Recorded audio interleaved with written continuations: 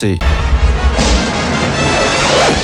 Ce garçon carbure d'enfer. Alors à vos strings inifugés, les filles, le con, c'est un véritable volcan. Il est hot, hot, hot. Belle taille, belle carrure, belle coiffure, right on. Il a tous les atouts. Et en plus, il a des trucs à dire aux quelques 50 milliards de paires d'oreilles qui nous écoutent. Balance tout, merde.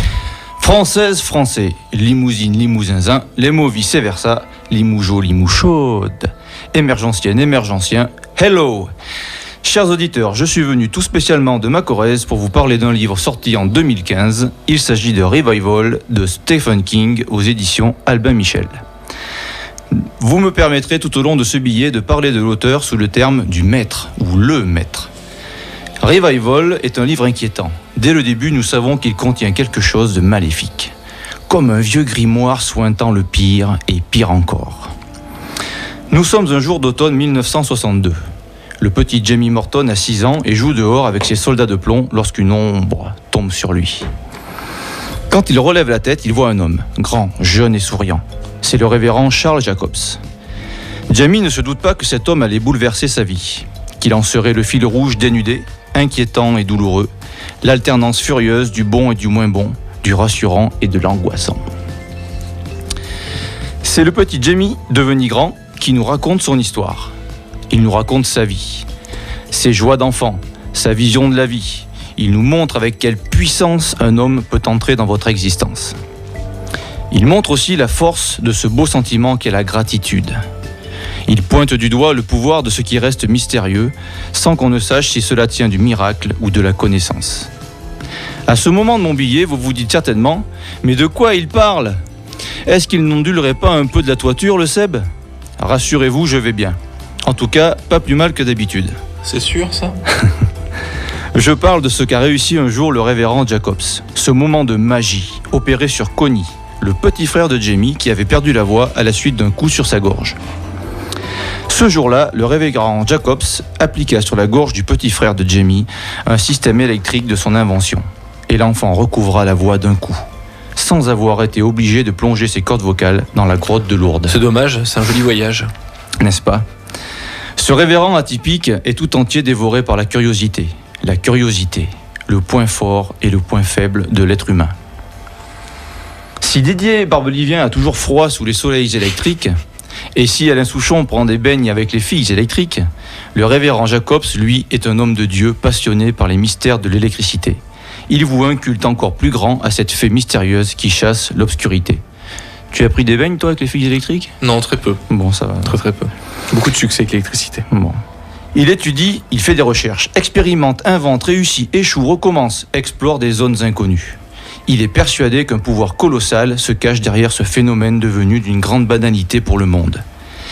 Il est convaincu qu'il existe un plan supérieur, encore inaccessible à la science. Une dimension dans laquelle l'électricité peut faire bien plus que rendre les services habituels.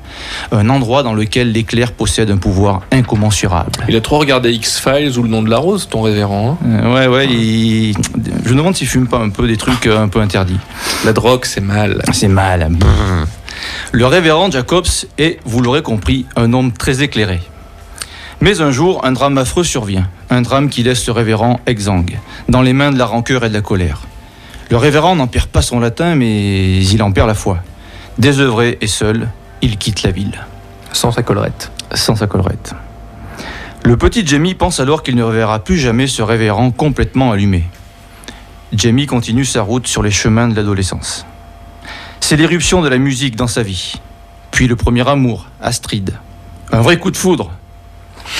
Et puis plus tard, un accident de moto qui le fera boiter et découvrir les joies de la morphine. La drogue, c'est mal. C'est mal, ben.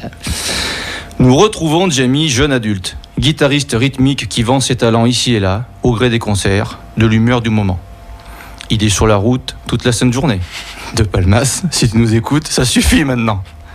Toutes les semaines, c'est le running gag avec De Palmas. Ouais. Mais notre jeune narrateur est devenu accro à l'héroïne. On le redira encore, hein, la drogue, c'est mal. C'est mal. Il picole aussi pas mal. On peut même dire qu'il consomme plus que sa voiture. Il est à la dérive, spectre armé d'une guitare traversant le pays comme une image floue, grise et presque sans vie. Il est à 2 doigts du courju. C'est inspiré aujourd'hui. Ah bah là, je me suis fait plaisir. C'est un homme aux abois qui débarque à Tulsa. Défoncé comme jamais, sans un copec dans les poches, ravagé par la grippe, il pourrait bien définitivement fondre les plombs à Tulsa. Mais au milieu de la grande fête foraine, comme un cerf aux abois qui profite du sous-bois avant la lalie, il va faire une rencontre. Une ombre va tomber sur lui une nouvelle fois. Les chemins de Jamie et du révérend Jacobs se croisent donc à nouveau, au pire et au meilleur moment. Le révérend a déposé sa défroque de curé. Il ne prêche plus.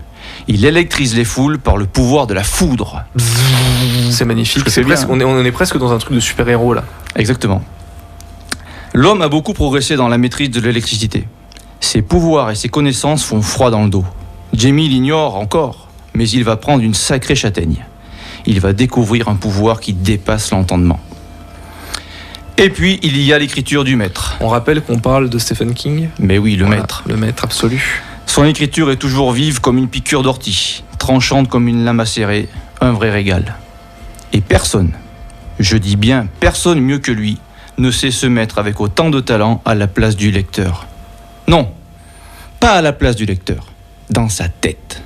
C'est cela, dans sa tête. Alors il y a un mec dans les coins qui arrive à peu près à se glisser comme ça dans la tête de ses lecteurs aussi. On peut lui faire un petit coucou parce que son prochain livre va pas tarder à sortir, c'est Anthony Signol. Exactement, d'ailleurs il paraît que le prochain livre de Stephen King, qui va sortir en mois de mars, C'est une copie. sur la couverture il y a marqué Stephen King, le Anthony Signol américain. Exactement, il paraît qu'il y a marqué ça. Voilà, Tout à fait. exactement. Anthony, si tu nous écoutes.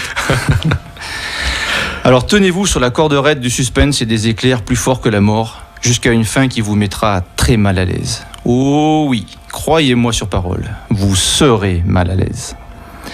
Mettez donc les doigts dans la prise pour voir ce que ça fait.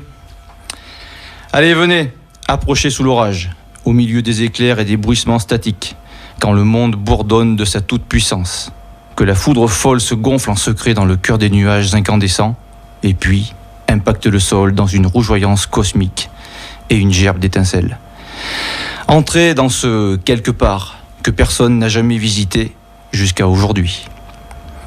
D'ici là, bonne bourre, restez cool et n'oubliez pas de contempler les étoiles. À la semaine prochaine, Seb. À la Salut. semaine prochaine. Smoke the pipe and there'll be no lies between us. Émergence-fm.com. It's a known fact that grass increases creativity from 8 to 11 times.